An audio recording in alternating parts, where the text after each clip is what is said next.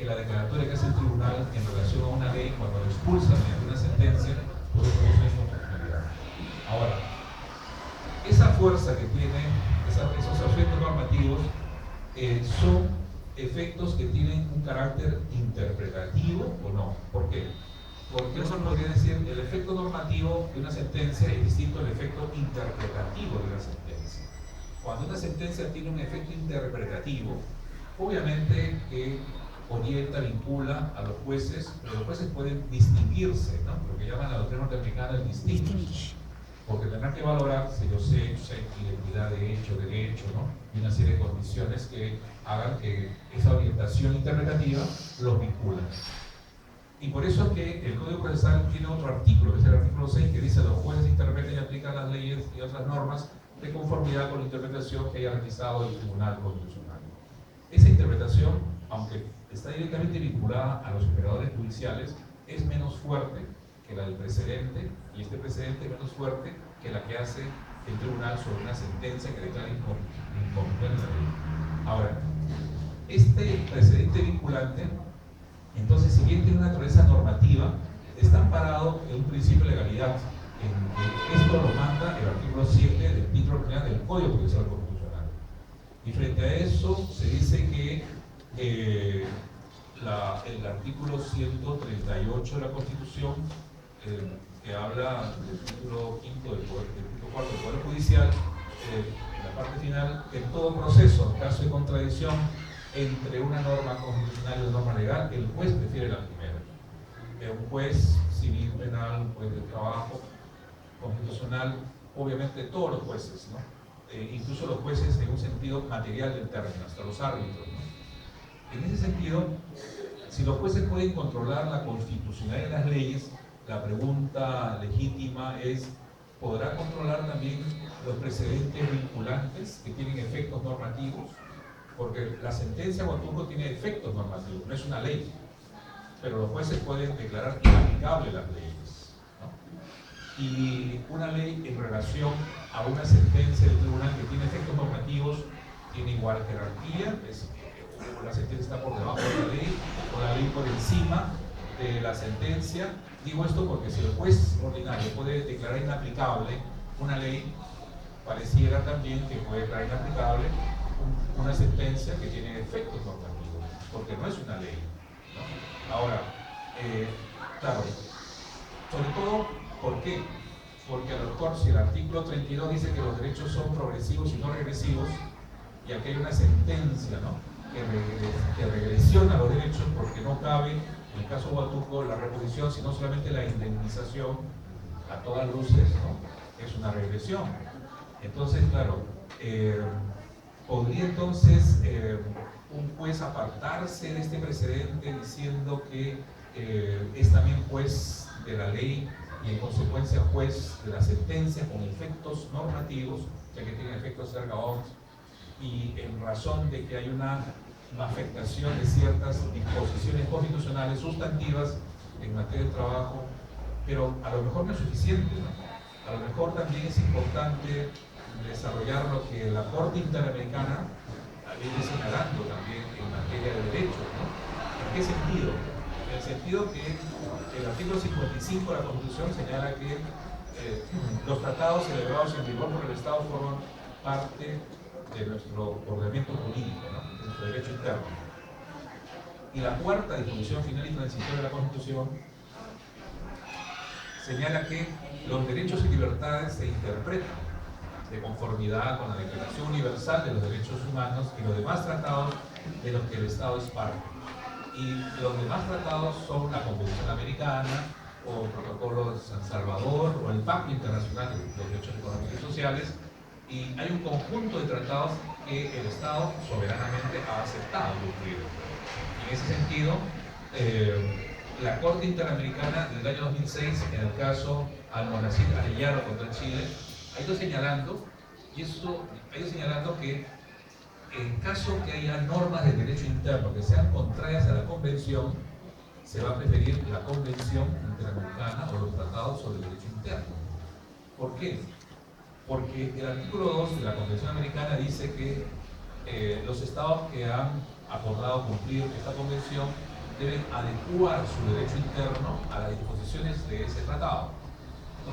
Es un poco la lógica de la Convención de Viena, del cual el Perú es parte, del 69, que es el convenio que regula los tratados. El artículo 27.2 dice que ningún Estado puede, digamos, abstenerse, ¿no?, de cumplir sus obligaciones internacionales basado en normas de derecho interno. O sea que hay un deber de cumplir las normas internacionales y en todo caso adecuar su derecho interno al derecho que se ha comprometido a cumplir. Entonces, eso se ha venido a llamar concretamente en el caso de Almonacida y Arellano, y el año siguiente, en la sentencia Trabajadores Peruanos del Congreso contra el Perú, el control de convencionalidad. Y ese control de convencionalidad ha ido con la jurisprudencia de la Corte Interamericana avanzando, no solamente de la Corte, también de otras cortes de México. En el caso peruano, por ejemplo, el Tribunal Constitucional peruano la ha utilizado en una sentencia del año pasado, del tribunal que ya se fue, ¿no? Discutiblemente, en el caso el dueño del Canal 5 se llama de Panamericana Televisión,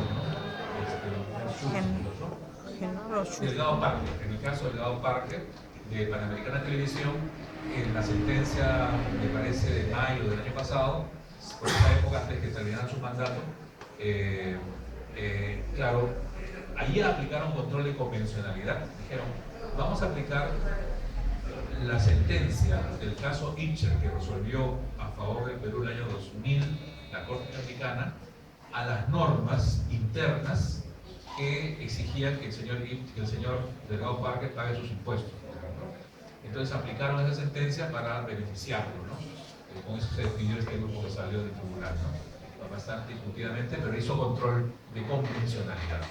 Entonces, claro, el control de convencionalidad no solamente ya está puesto por la Corte Interamericana, sino también ya está instalado, aunque malamente ha sido, creo yo, pero como técnica, en la jurisprudencia del Tribunal Constitucional.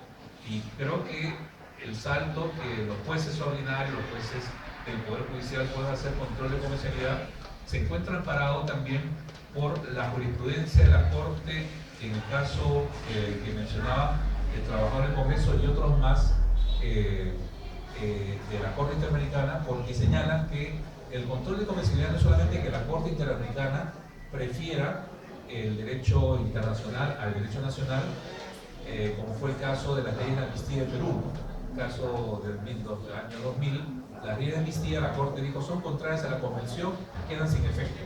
Entonces, pues, se reabrieron procesos de investigación, persecución penal y sanción penal en base a ese control de convencionalidad. Pero el control de convencionalidad ya no lo hace únicamente la Corte Interamericana, también dice que corresponde a todos los jueces nacionales también hacer ese control. Es como un control difuso, pero ya no de la ley en relación a la Constitución. Es un control difuso del derecho interno en relación a la Convención. Y en este caso estamos, digamos, intercambiando puntos de vista. La hipótesis, claro, sería que la sentencia Huatuco, en la medida que es una resolución que forma parte del sistema jurídico nacional, a lo mejor no es conforme a la Convención. ¿Y por qué no sería conforme a la Convención? Bueno, se podría decir que la Convención tiene en su artículo 29 una serie de reglas interpretativas. Dice, ninguna disposición puede ser de la Convención puede ser interpretada en el sentido de que limitar el gozo y el ejercicio de cualquier derecho o libertad que puede estar reconocida de acuerdo con las leyes de cualquiera de los Estados partes o de acuerdo con la Convención en que sea parte uno de dichos Estados. Claro, entonces la pregunta es, ¿qué parte de Huatuco estaría afectando el ordenamiento jurídico internacional, ¿no? Los tratados, la Convención o alguna sentencia? Yo diría que lo que garantiza, en primer lugar, que exista esta hipótesis de control es, por un lado, que la Convención no solamente establece un criterio interpretativo, sino también que existen algunos convenios de la OIT que procuran la protección y la garantía de los derechos del trabajo hacía referencia a un comienzo al protocolo San Salvador, que específicamente le leía, asegura que las formas de resolución de este tipo de controversias no es precisamente, y de manera, mucho menos de manera única, lo que es la indemnización, sino también la reposición. Pero además diría también que el propio decreto legislativo, digamos, hablando de bloque de constitucionalidad entre normas internacionales y normas locales, el decreto legislativo 728, en su artículo 77, ha señalado que los contratos de trabajo sujetos a modalidad o condición, se considerarán, de duración indeterminada cuando, inciso D, el trabajador demuestre la existencia de simulación o fraude a las normas establecidas. Entonces, yo creo que con el anclaje que nos permita las normas convencionales interpretativamente y la disposición nacional, lo que se puede ver es que cuando el Estado lleva a cabo contratos modales, ¿no?, para actividades de carácter permanente, y que al término de 10 años de renovación de contratos o de 5 o lo que fuera, esta simplemente persona es despedida, pues se está afectando, ¿no?, disposiciones que están enmarcadas en el propio decreto legislativo, ¿no?, 728, que les digo, artículo 77, literal D, como también se está afectando disposiciones de la Constitución, tanto el artículo 29 que les decía, 27, perdón, sobre la protección adecuada contra el despido arbitrario, pero también se está afectando reglas interpretativas de la Convención sobre normas de interpretación más beneficiosa, no más perjudicial, sobre todo si tenemos un tratado como el Protocolo San Salvador que no excluye la opción, obviamente, de la reposición y no la limita, como lo hace la sentencia de Huatuco, únicamente a la indemnización.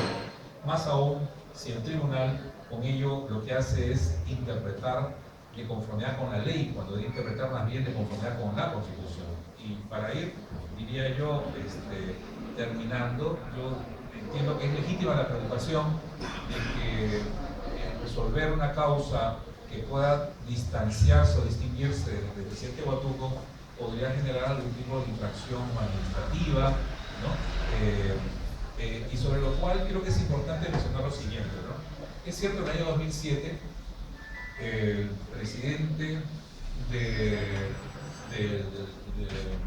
órgano de gobierno del Poder Judicial, actual presidente del Jurado Nacional de Elecciones, doctor Tábara, expidió una resolución estableciendo como infracción administrativa para todos los jueces el que no cumplan precedentes vinculantes, y estableció específicamente dos: el caso Bailón y el caso de Tragamonías y Casillas. El caso Bailón, precisamente, hoy por hoy está siendo dejado de lado por Huatuco, por lo cual no habría, digamos, una espada de Damocles, ¿no?, porque precisamente Bailón es lo que estaría cumpliéndose de ser el caso, ¿no?